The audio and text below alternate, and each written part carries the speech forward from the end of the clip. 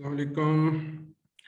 आज बच्चों हम जो है ना मैट्रिक्स इन्वर्जन मेथड का यानी कि दूसरा लेक्चर जो है वो पढ़ेंगे। पहले मैंने रिकॉर्ड किया था, उसमें मैट्रिक्स इन्वर्जन मेथड मैंने आप लोगों को बताया। आज उसी सिलसिले की दूसरी जो है ना लेक्चर है, जिसमें मजीद हम मैट्रिक्स इन्वर्जन मेथड के बारे में पढ़ेंगे। तो इसमें एक क्वेश्चन है पहले, यानी उसी एक्सरसाइज से मैंने क्वेश्चन लिया है। ये 3x - 2y = 4 - 6x + 4y = 7। यानी कि हम सबसे पहले उसी तरह हम इसके जो है कोएफिशिएंट ऑफ मैट्रिक्स लिखेंगे। कोएफिशिएंट ऑफ मैट्रिक्स, तो इनके कोएफिशिएंट, जैसे x का कोएफिशिएंट क्या है 3 है, y का कोएफिशिएंट क्या है -2 है, और यहाँ x का कोएफिशिएंट -6 और y का कोएफिशिएंट 4। और इस तरह ये x और y वेरिएबल हैं, इनका एक अलग से मैट्रिक्स होगा और 4 और 7 का सेपरेटली एक मैट्रिक्स होगा। तो हम इसको मैट्रिक्स फॉर्म में कन्वर्ट करते हैं जी, इस इक्वेशन को मैट्रिक्स फॉर्म में कन्वर्ट करते हैं। देखिए ये 3 - 6 -2 और 4 ये मैट्रिक्स हो गए। This is called coefficient of matrix. और दूसरा ये x y, ये इस तरह हम इसको लिख लेते हैं, वेरिएबल का ये मैट्रिक्स हो जाता है। और ये 4 और 7 का ये तीसरा वेरिएबल जो है मैट्रिक्स हो जाता है। तो इस तरह हमने इस सिस्टम ऑफ इक्वेशंस को कन्वर्ट कर लिया मैट्रिक्स फॉर्म में, मैट्रिक्स फॉर्म में कन्वर्ट कर दिया। और इसको हमने खास नाम दे देते हैं ए, कोएफिशिएंट मैट्रिक्स ए, जो सिर्फ कोएफिशिएंट पे डिपेंड करता है। चूंकि हमारा ज्यादा फोकस इसी पे होता है, तो बाकियों को भी हम नाम देते हैं जी। जिस तरह ये हमने इसको नाम दे दिया, तो बाकियों को भी हम नाम देते हैं। ए ये हो गया 3 - 2 - 6 4, और इसका नाम हो गया जी x, और इसका नाम हो गया b, यानी कि हमने इसको नाम दे दिया b 4 और 7, और इसका नाम दे दिया x। ठीक है, तो ये हमने इनको नाम रख दिए जी a b c। जो तीन मैट्रिक्स हमने इस सिस्टम ऑफ इक्वेशन से तीन मैट्रिक्स हमने जो लिखे हैं, उन तीनों को नाम दे दिए, अलग अलग नाम दे दिए। एक को ए, दूसरे को बी, तीसरे को सी। तो हम इसकी तरफ आते हैं जी। सबसे पहले मैंने उसमें भी बताया था क्या फाइंड करना है, determinant of A matrix. Determinant हम सबसे पहले क्यों फाइंड करते हैं, इसलिए कि डिटर्मिनेंट हमें बताता है कि हम मजीद इस मैट्रिक्स के साथ कुछ करेंगे या नहीं करेंगे, यानी इसका इनवर्स फाइंड हो सकता है या नहीं हो सकता है। क्योंकि अगर डिटर्मिनेंट की वैल्यू 0 हो जाए, तो फिर इसका मतलब कि इसका फर्दर सोल्यूशन फाइंड करना जरूरी नहीं है, यानी कि इसका और सोल्यूशन नहीं है। और अगर ये अदर देन 0 होता है, तो फिर हम इसके साथ फर्दर प्रोसीड करते हैं और हम इसका सोल्यूशन फाइंड करते हैं। सॉरी, अब देखें डिटर्मिनेंट के लिए हम क्या करते हैं, इस क्रॉस को फाइंड करते हैं। यानी कि पहले हम इस क्रॉस में एलिमेंट को मल्टीप्लाई करते हैं। ये जो क्रॉस है क्या है ये जी, 3 और 4 मल्टीप्लाई होंगे आपस में, 3 और 4। तो 3 × 4, और इसी तरह दूसरे क्रॉस में हम फिर इनको ये इस तरह मल्टीप्लाई करते हैं, ये इसके साथ मल्टीप्लाई होगा। यानी कि दरमियान में क्या आता है, माइनस, फार्मूला माइनस, और इधर ये -6 मल्टीप्लाई होगा -2 के साथ, -2 के साथ। तो देखेंगे कि हम इसको डिटर्मिनेंट ऑफ मैट्रिक्स ए, अब 3 और 4 मल्टीप्लाई होकर क्या हुआ जी, 12, 3 4 are 12, माइनस ये वाला, और ये माइनस और माइनस मिलके क्या हो गए, प्लस, 6 2s are प्लस, तो 6 2 12 + 12, ठीक है, ये हो गया जी 12 - 12, और 12 - 12 क्या हुआ, 0। क्या हो गया, 0। मतलब तो ये मैट्रिक्स कौन सा हुआ फिर, अगर डिटर्मिनेंट की वैल्यू 0 हो जाए तो ये मैट्रिक्स कौन सा है ये सिंगुलर मैट्रिक्स हो गया। और सिंगुलर मैट्रिक्स का आपको पता है कि इनवर्स नहीं होता। So A is a singular matrix, ये सिंगुलर मैट्रिक्स है, और सिंगुलर मैट्रिक्स का इनवर्स नहीं फाइंड करते हम। Hence the system of a linear equation has no solution. तो लिहाजा इसका कोई सॉल्यूशन नहीं है, जो कि इसका डिटर्मिनेंट जो है वो 0 हो गया। इसलिए हम सबसे पहले डिटर्मिनेंट फाइंड करते हैं। अगर ये डिटरमिनेंट 0 हो जाए तो फिर हमें मजीद इसका आगे जाने की जरूरत नहीं है, यहीं पर हम कह देते हैं जी कि system of linear equation has no solution, otherwise it has a solution. ठीक है जी, तो ये तो था एक सिंगुलर मैट्रिक्स के आगे तक। अब दूसरे एक न्यूमेरिकल हम करते हैं, दूसरा लॉन्ग क्वेश्चंस है जी। Length of a rectangle is 4 times its width. Length of a rectangle दी हुई है, length of a rectangle is 4 time its width. The parameter of the rectangle is 150 centimetre. Find the dimension of the rectangle. देखिए, आपको जब एक rectangle दे दी जाती है तो इसने यहाँ कुछ उसकी डायमेंशन हमें बताई, मतलब लेंथ और ब्रेड्थ बताई है इसमें। तो length of a rectangle is 4 times its width. अगर हम कहें जी कि इसकी लेंथ जो है वो x है और विड्थ जो है वो y है, विड्थ जो है वो y है, तो यहाँ वो कह रहे हैं जी length of a rectangle is 4 time its width. 4 time its width, length जो है वो इससे 4 गुना बड़ी है, मतलब x is equal to 4y, x is equal to 4y हम इसको कह सकते हैं। तो पैरामीटर, पैरामीटर का क्या मतलब होता है, इसका फॉर्मूला है रेक्टेंगल में पैरामीटर का क्या, 2 इंटू लेंथ प्लस ब्रेड्थ, यानी कि पैरामीटर का फार्मूला है, आगे हम लिखेंगे इसको प्रॉपर, लेकिन यहाँ मैं आपको बता दूं कि पैरामीटर का फार्मूला क्या है, 2 इंटू लेंथ प्लस ब्रेड्थ, ये इसका फार्मूला है पैरामीटर ऑफ रेक्टेंगल का। Parameter mean length of outer boundary of any figure. तो इसकी भी चूंकि 2 लेंथ है और 2 वेट्स हैं, इसलिए हम इसको 2 इंटू लेंथ प्लस ब्रेड्थ करते हैं। तो ये 2 चीजें हम यूज करेंगे जी इसको इक्वेशन में कन्वर्ट करने के लिए, यानी कि इस प्रॉब्लम को हम पहले इक्वेशन में कन्वर्ट करेंगे, सिस्टम ऑफ इक्वेशन में कन्वर्ट करके फिर इसको सॉल्व करेंगे। तो पहले हम इसकी एक इक्वेशन बनाएंगे फर्स्ट कंडीशन से, length of rectangle is 4 time its width, मतलब x is equal to 4y, और दूसरी इक्वेशन हम पैरामीटर से फाइंड करेंगे इसकी। तो लेट कर लीजिए, late length of rectangle is x centimetre and width of rectangle is y centimetre. वही जो हमने वहां पिछली फिगर में मैंने आपको लेट करके बताई है कि हमने उसको लेट कर लिया जी, लेंथ ऑफ रेक्टेंगल को x और विड्थ ऑफ रेक्टेंगल को y लेट कर लिया। तो अकॉर्डिंग टू फर्स्ट कंडीशन क्या है, length of rectangle is 4 time its width.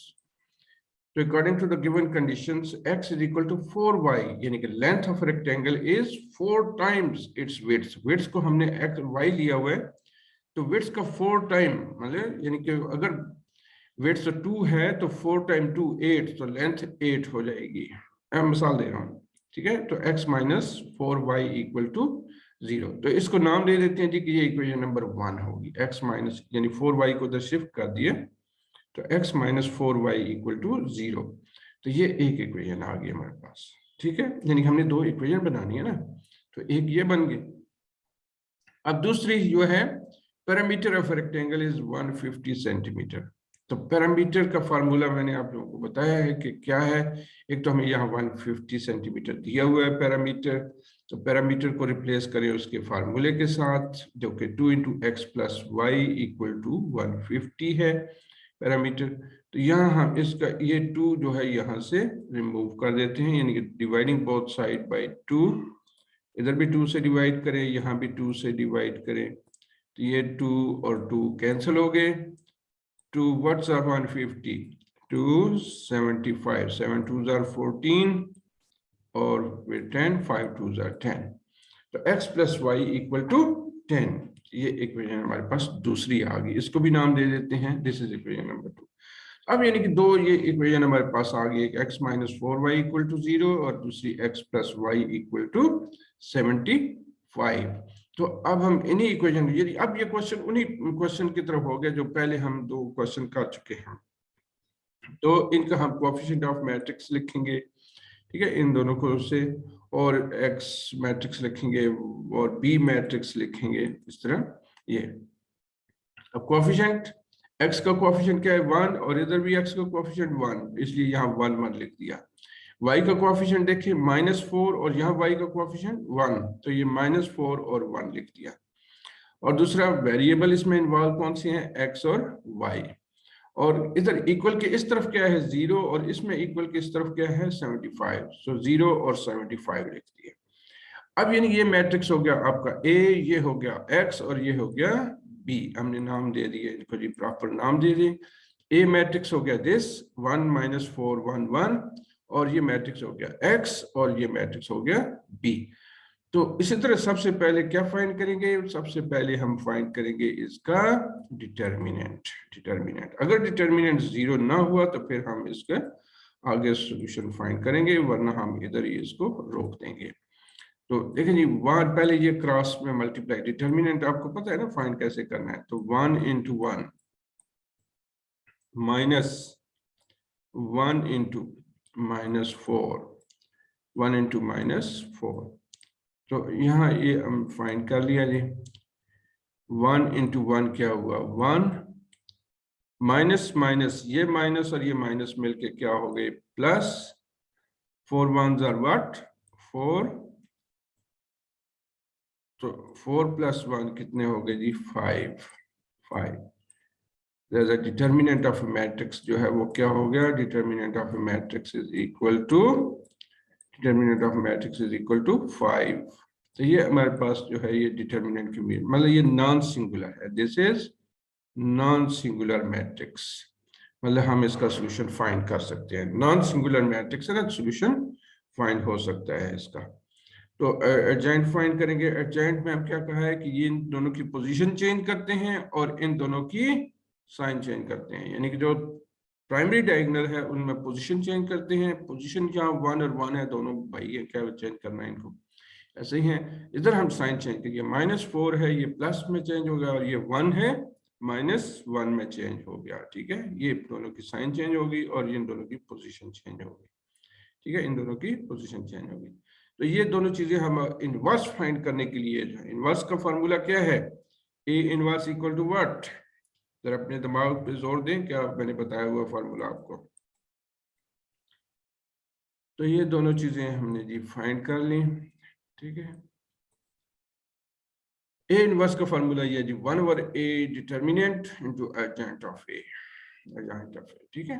अब इन दोनों को वैल्यू को प्लेस करें, इसको 5 से इसको इस मैट्रिक्स से रिप्लेस करें, तो ये इसका इनवर्स हो गया 1/, डिटर्मिनेंट की वैल्यू 5 और एडजॉइंट ऑफ ए जो है वो 1 4 - 1 1 हो गया। तो ये इनवर्स फाइंड हो गया जी, इनवर्स ऑफ दिस मैट्रिक्स। अब यानी कि जो मैंने मैट्रिक्स इन्वर्जन मेथड का फार्मूला आपको बताया है जी, क्या है वो, x = a इनवर्स b। अब x मैट्रिक्स भी हमने पीछे लिखा हुआ है और a इनवर्स भी पिछली स्लाइड पे लिखा, ये यहाँ है, और b भी हमने पिछली स्लाइड पे लिखा हुआ है। तो इनको हम अपनी वैल्यू को प्लेस करते हैं, x को प्लेस करते हैं जी किससे, मैट्रिक्स xy से, और a इनवर्स हम प्लेस करते हैं इससे, और b जो है वो हमारा 075 वो मैट्रिक्स हमने पीछे उसमें स्लाइड पे लिखा हुआ है। तो ये a इनवर्स हो गया। अब b की वैल्यू क्या है 0 और 75। तो अब यहाँ हम मल्टीप्लिकेशन करेंगे, वही मल्टीप्लिकेशन जो पिछले में भी की थी, यानी कि रो वर्सेस कॉलम मल्टीप्लिकेशन ऐसे, ठीक है। यानी कि 1 मल्टीप्लाई होगा 0 के साथ और 4 मल्टीप्लाई होगा 75 के साथ। 1 मल्टीप्लाई बाय 0, दरम्यान में क्या आएगा प्लस, दरम्यान में प्लस आएगा। तो 1 multiply by 0 plus 4 multiply by 75। ये तो अब हमने इतनी की है कि आप लोगों को तो हो जानी चाहिए। 1 multiply by 0 plus 4 multiply by 75, और इसी तरह दूसरी रो को भी हम मल्टीप्लाई करेंगे, ठीक है। सेकंड रो को भी, ये सेकंड रो मल्टीप्लाई होगी फर्स्ट का, जो कॉलम ए किया उसी के साथ हमने मल्टीप्लाई करनी, -1 multiply by 0 plus 1 multiply by 75, 1 multiply by 75, तो ब्रैकेट क्लोज करेंगे। तो ये हो गया डिटरमिनेंट, यानी कि इन दोनों मैट्रिक्स की मल्टीप्लिकेशन की, 1 multiply by 0 plus 4 multiply by 75, -1 multiply by 0 plus 1 multiply by 75। Mistake नहीं करना इस मल्टीप्लिकेशन में, वरना आपका सारा क्वेश्चन खराब हो जाएगा, ठीक है। अब 1/5, अब 1 0 0 और 475 से मल्टीप्लाई हुआ तो भी हमने लिख दिया जी 0 + 300, 4 × 75 300, -1 × 0 0 + 1 × 75 75। अब 0 300 में ऐड करें तो क्या आएगा, 300 ही आएगा। 75 और 0 ऐड करें तो ये भी 75 ही रहेगा, मतलब इसमें कोई चेंजेस नहीं आने वाली।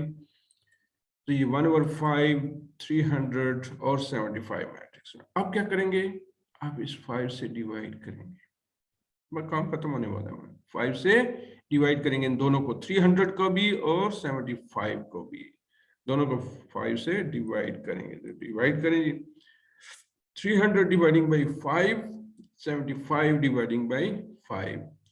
तो 300 को जब 5 से डिवाइड करेंगे तो क्या आएगा आंसर? दिमाग पे जोर दें, दिमाग को नहीं खर्च करना तो फिर कैलकुलेटर उठा लें।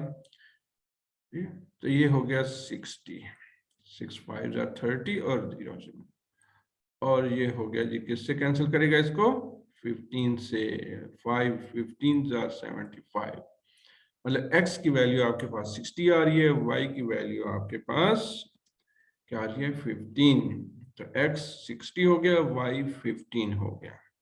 मतलब लेंथ ऑफ रेक्टेंगल 60 है और विड्थ ऑफ रेक्टेंगल 15 है, वही यानी कि length of rectangle is 4 time its width. 15 को 4 से मल्टीप्लाई करें, क्या आएगा, 60। तो मतलब ये आपके पास x = 60 एंड y = 16। तो length of rectangle is 60 and width of rectangle is 15। तो ये है बच्चों आपका आज का लेक्चर, जिसमें हमने मैट्रिक्स इन्वर्जन मेथड का दूसरा क्वेश्चन सॉल्व किया है। उम्मीद है अब आपको मजीद इसमें क्वेश्चन की जरूरत नहीं है, अब प्रैक्टिस की जरूरत है, जो कि आप लोग करेंगे। मजीद को एक्सरसाइज से क्वेश्चन लें और उनकी प्रैक्टिस करें। प्रैक्टिस करेंगे तो बात बनेगी, नहीं करेंगे तो फिर हमें कुछ समझ नहीं आएगा जी। ओके, अल्लाह हाफिज।